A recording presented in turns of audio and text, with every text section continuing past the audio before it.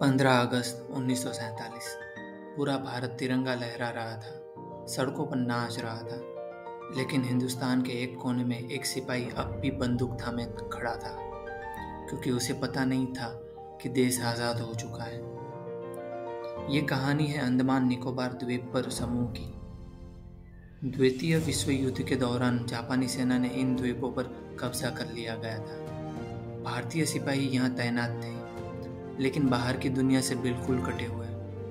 1945 में जब जापानी हार गए, ब्रिटिश सेना ने फिर से यहाँ कंट्रोल ले लिया।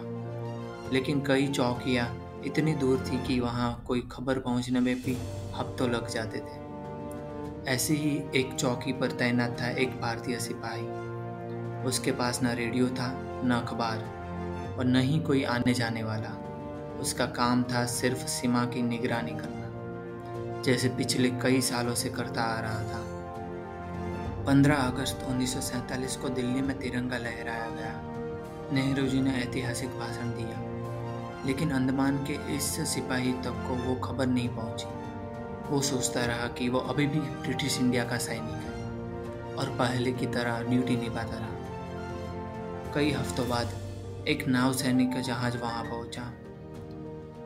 एक अफसर ने उसे सलाम किया और कहा, अब तुम ब्रिटिश साम्राज्य के नहीं, स्वतंत्र भारत के सिपाही हो। वो चुप रहा, फिर तिरंगे की ओर देखा और सलाम किया।